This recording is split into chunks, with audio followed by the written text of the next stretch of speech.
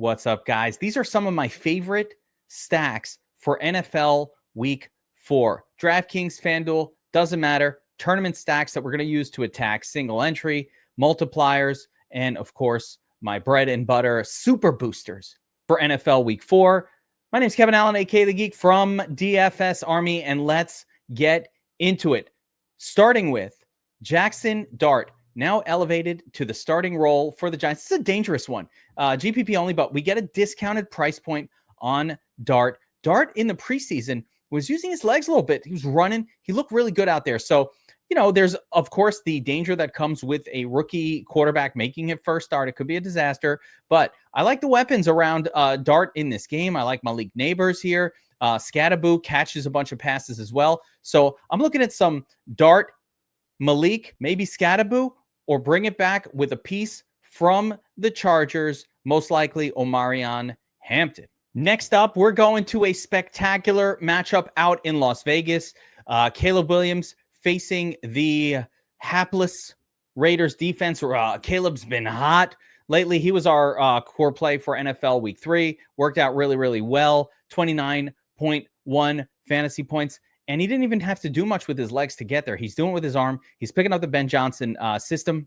The arrow's pointing up for Caleb and the entire Bears offense. And one of the things I love about this team is the running back is not dominant enough to really pull away from Caleb scoring. Yes, it could happen, but DeAndre Swift is not really somebody who's very active around the goal line at all. Touchdowns are not dominating. Of course, again, anything can happen anytime, and he could pop for 3 touchdowns. But for the most part, most of the touchdowns that the Bears are scoring have to come off the arm or legs of Caleb. So I'm looking to stack him up with his favorite wide receiver, Rome Odunze. Of course, DJ Moore is somewhat relevant, and maybe Cole Kmet is a little bit relevant. But the top dog so far this season has been Rome. And in this game, if you want to, on Vegas, there's a couple of pieces that could be interesting on the bringbacks. You know, Brock Bowers. It's not necessary, but Bowers is there. Jacoby Myers is probably a really good value on the bringback. Probably not Trey Tucker. That's probably taking it a little too far.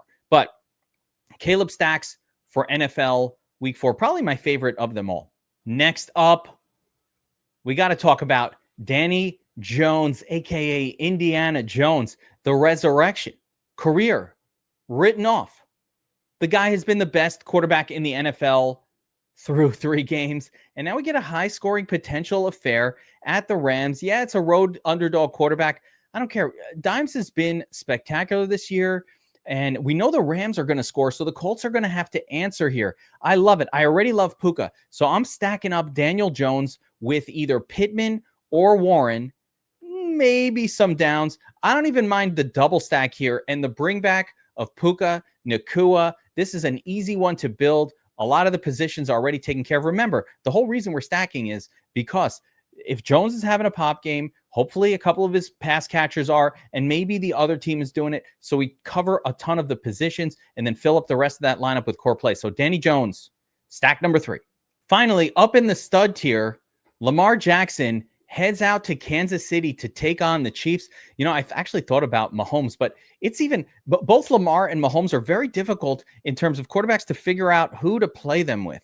Lamar, you know, we see Zay Flowers pop one week. The next week, it's Mark Andrews. Next time, it's Bateman or just some randoms, right? On the flip side, Mahomes is kind of the same way. Mahomes probably getting them back Xavier Worthy this week, but who knows if he's what kind of health situation he is going to be in. So Lamar, my primary stack with Lamar is going to be Mark Andrews in this one. As long as Isaiah Likely's out, I think Mark Andrews will continue to somewhat be involved, but I don't mind Zay Flowers. I don't even mind a naked Lamar, just quarterback play here if you're not comfortable picking one of these wide receivers. As far as Mahomes goes, weirdly, my favorite player to stack him with this week is Tyquan Thornton, so I don't mind even a Lamar Jackson with a Tyquan Thornton bring back.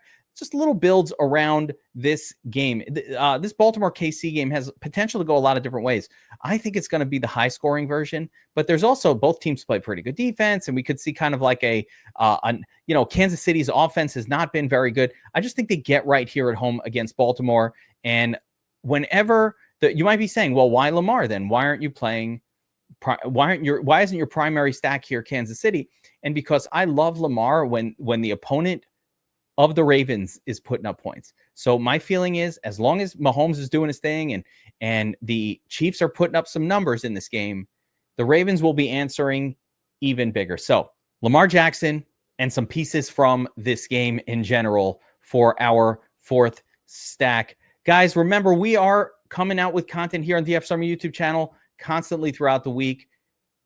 Fridays, 5 p.m., tune in for Tournament Tactics when the whole crew gets together. We'll break down the entire slate and give our strategies for big GPP tournaments. Remember, these stacks are much more for super boosters, multipliers, and single entry tournaments. Good luck this week, everybody. Helmets up.